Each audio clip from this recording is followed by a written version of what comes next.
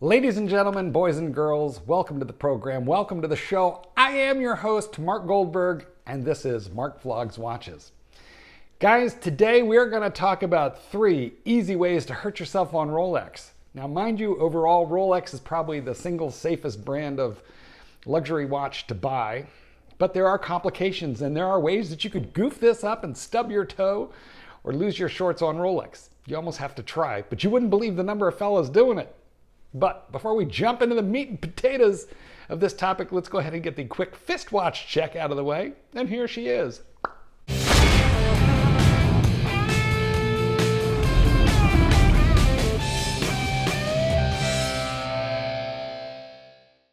Guys, I'm a dog trainer. Please support me and this channel by buying a copy of my latest book, The Art of Training Your Dog. Hardcover or electronic, you can get it globally. If you're not a dog lover, buy it for someone who is, and subscribe to this channel so we can do this again soon. Throw a like on this video. Now let's get along with the fist watch check. Guys, today I'm not wearing a Rolex at all. I'm wearing a watch called an Islander 101 Quartz. Yeah, I'm really liking it though. Guys, here is the single most first and easiest way to harm yourself with Rolex, and that's to sell it. Blue Shirt Buddha, good friend of this channel, your friend and mine, before he went to the great beyond, he gave us words of wisdom. Never sell Rolex. Now, there are a couple of ways that you can get hurt by selling Rolex, but I'll tell you how I've done it. I sold, this one's embarrassing and painful for me to recount, but some years ago, I sold a stainless steel Daytona with the stainless steel bezel, and I sold it for $8,000, which was market at the time if you were selling to a dealer. The advantage, of course, of selling to a dealer is that your transaction is safe. The disadvantage is you have to allow them room to make a profit. And what this means is they're not going to pay top of the market, but it's a safe transaction. So yeah, that was one horrible mistake, because even right now in the dip, with the retrenchment of Rolex prices somewhat, the price of the watch that I sold for $8,000 is still probably nearly $20,000 more than what I sold it for. So guys, don't sell Rolex. So that's the first thing. But here's another way that you can goof up. You could have bought, let's say you bought at the gray market high, and here we are now at the most recent gray market low. What we have is a dip in prices. It's impossible to say how much, because that varies a little bit from not only brand to brand, but even within Rolex from model to model.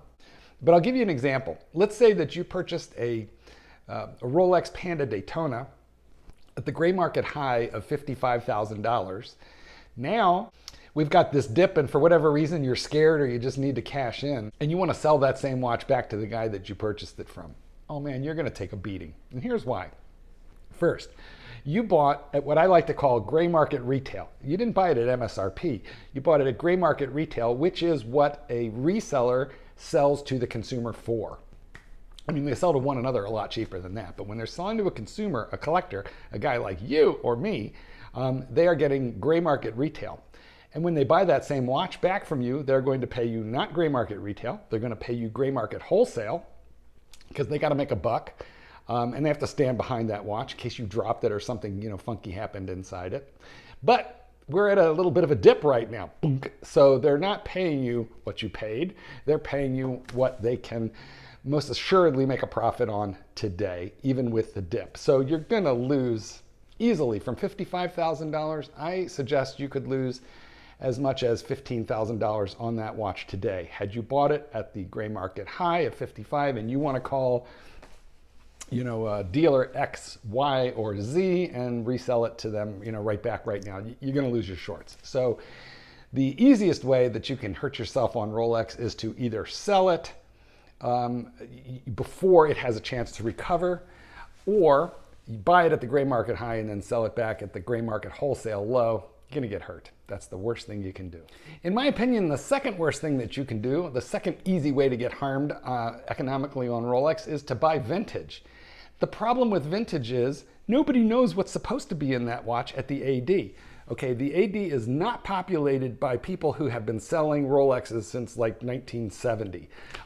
Most of the people that you're going to find in a Rolex emporium today weren't even born in 1970, and that's going to include the Rolex certified watchmaker behind the bench in the back. Okay, so when you bring them that nipple dial GMT on a rivet bracelet, chances are they've never seen it before. So they not only can't properly authenticate it for you, but they don't know exactly what's inside unless they disassemble the entire thing to find out that bits and pieces of it have been modified.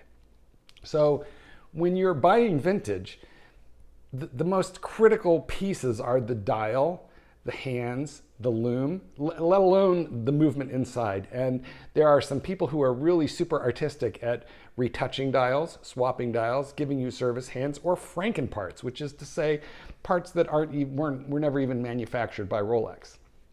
Now, if you think you're going to be a smarty pants and send that into the RSC, the Rolex Service Center, and there's one in Dallas, I'm sure there's one in London, Singapore, I know there's one in New York, but let's say you send the watch in there. Well, the problem is that their duty is not to lovingly restore your Stradivarius and preserve its original patina. Their goal is to strip it off and restore it back to its original specs, which means if that dial is cracked, faded, spidered, patinaed, they're going to remove it, they're going to keep it, and they're going to give you some service dial that is going to destroy the value of your watch.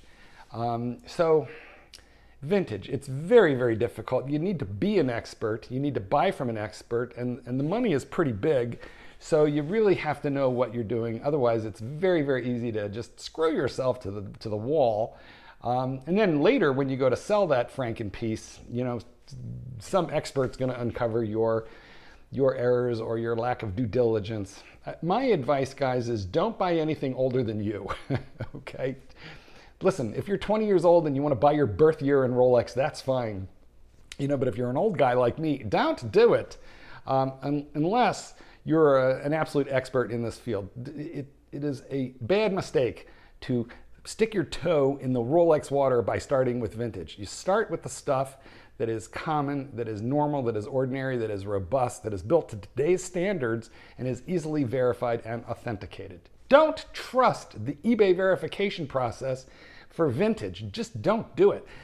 You buy a vintage piece, so they send it to an authenticator. You don't know the expertise of that person, and chances are when they're looking at a vintage Rolex, they've never seen one of those things, or they're not going to open it and disassemble it to guarantee the integrity of, let's say, the movement.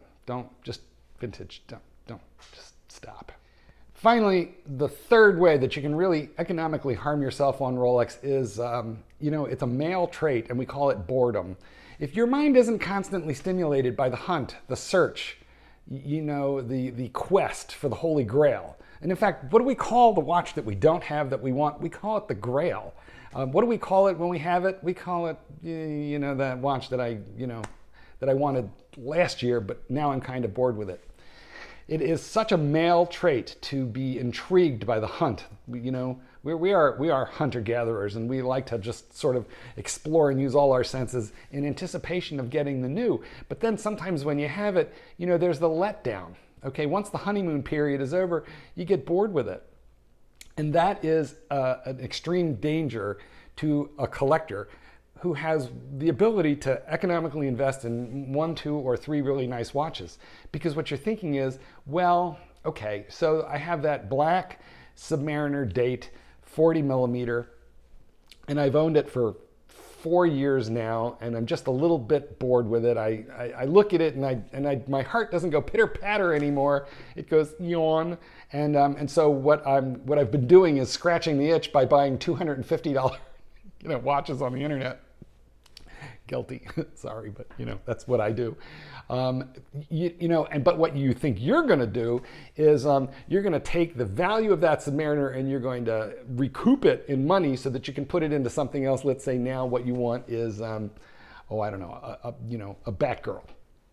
Well, here's the problem with this, guys, is once again, if you even if you purchased your Submariner 5 years ago at MSRP, let's give you that case scenario.